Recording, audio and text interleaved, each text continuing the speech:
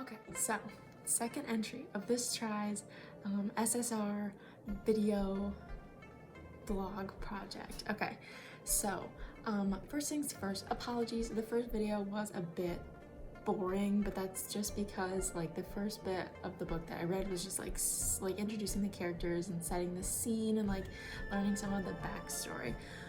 This section, however, so much went on. I made like little note cards to keep track of everything that happened. There was so much stuff in this part. I could talk for days about it, but I'm gonna try and keep it, 5, 6, 7 minutes because there's just so much stuff. So there's kind of like, it's in two pieces.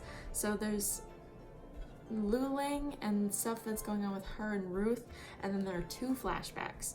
So, and they happen kind of like it alternates back and forth, but I feel like if I talk about it like that, it's gonna be really confusing. So I'm gonna do all of the Luling and Ruth stuff first, and then I'm gonna go back and do the two flashbacks.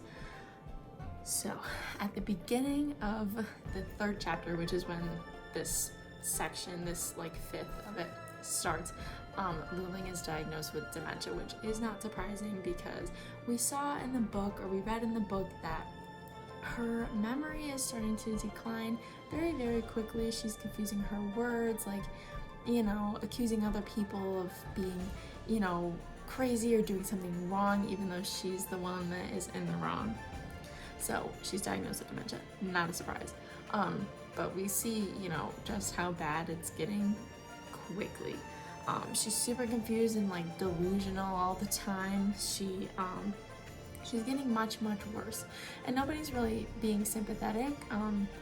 Luling was over for dinner at Ruth and Art's place, and Sophia and Dory were there, Art's two kids, and they were just being like so rude and inconsiderate to Luling, even though they know that she was diagnosed with dementia. Like, they were just not being sympathetic at all, like saying that her speaking Mandarin was spy talk, and she should stop, and they like, you should speak in English, or, oh, like, you're being crazy. Like, Luling went on this, like, told this story of how she drove to the Himalayan mountains, and one of the girls was like, oh, you can't do that, you're crazy, and calling her crazy, even though they know that she has dementia.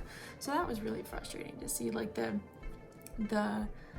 disconnect in like the mother-daughter theme. Like, it's so strong between Luling and Ruth, but then between like Luling and the girls and Ruth and the girls, it's not there, completely absent, like entirely just not there. So that's a really interesting dynamic, very frustrating and sad, but an interesting dynamic. Yes, sorry, I'm like looking at my things. So Ruth, after, I don't know, a few weeks after her mother's diagnosis, she goes over to her mom's place and checks on her, and her apartment is just an absolute mess. Like, the alarm clock is in the refrigerator. She tried to cook eggs with the shells still on, like fry eggs with the shells still on. She left the cold water on in her sink, expecting it to turn warm. Just not a great situation. So yes, we're seeing her decline very, very quickly, which is very sad, but again, it introduces like another dynamic to the mother-daughter theme that's like building and building. And Ruth is so concerned for her mother that at this point she just decides to move in with her mom, because as she was cleaning up her mom's apartment, she came across a bunch of like old things from her childhood, and like Ruth went into her old room at this house and like was reminiscing, and she started to feel guilty that she didn't quite know like her mother's story, like how she came like from China to the United States, and like she, the story about her father, and like, Luling's husband died like when Ruth was only like 2, so she never knew her father, and so she felt really guilty about that. So she wants to move in with her mother so that she can hear that story and learn about her past, because obviously she's very quickly running out of time. So that will be an interesting dynamic to see like in the future, like how them living together will affect their relationship. I don't know if it's going to be better or worse, especially with Luling's dementia. That will be very interesting. but again, it is the end of part 1, so I don't know if part 2 will necessarily be from the same perspective, but we'll see. So that is the Lillian drama. So now we have the 2 flashbacks. So the first one happened when Ruth was in 1st grade. She broke her arm at school. And the reason why this flashback is so important is because we, like, readers actually get to see Lillian being like motherly and loving and caring, which is something that we haven't really seen yet. Like, we know that Lillian cares for Ruth and like values her, but we haven't seen the loving aspect of it and the caring aspect of it. Like at one point during this flashback, Lillian says to her sister, who isn't really a major character quite yet, says, I wish I could break my teeth just to feel her pain, which is like an insane thing for her to say at this point, like super out of character, but that just shows how much she cares for her daughter. So that flashback, that little tidbit story was a really nice thing to see, and it really adds to that like mother-daughter relationship dynamic that they have. So yeah, that was nice. And then the second flashback actually was really funny, but like in a sad way. So Ruth was in maybe 3rd or 4th grade, and they were, you know, getting the birds and the bees talk at school.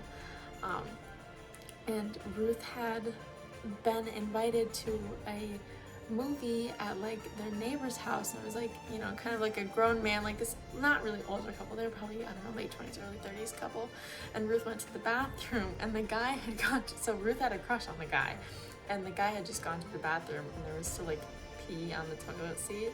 So, and as a way to declare her love, she sat on the toilet seat without wiping off this guy's pee. And so when they were learning about, you know, the birds and the bees at school, she thought that she was pregnant from that. So she was like freaking out, thinking that she was, you know, 11 years old and pregnant with this guy's child.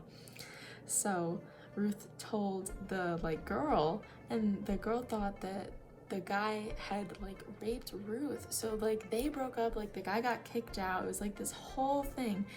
And then Ruth, you know, finally explained what actually happened to like the girl in the relationship. And the girl was like freaking out, whatever. So obviously like they learned what happened. And then the guy came back and was talking to Ruth. I was like, yeah, I'm actually kind of glad that happened because I found out that my girlfriend was cheating. So like blah, blah, blah. And so then Ruth got invited back into his house, and he was like touching her like inappropriately. It was really sad and really scary.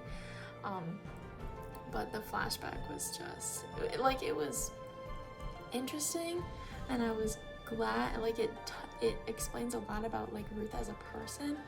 But yeah, it was like totally not what I was expecting.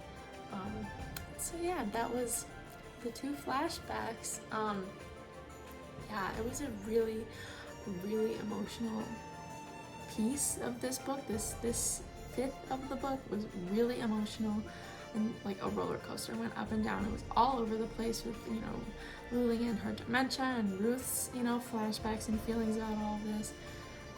Super crazy. So I'm very excited for part 2 to see, you know, where it takes us, if the perspective changes at all, you know, the themes building on each other. Yeah, we'll see how it goes, but this has been a roller coaster, and I do not want to get off yet. So part 3 next.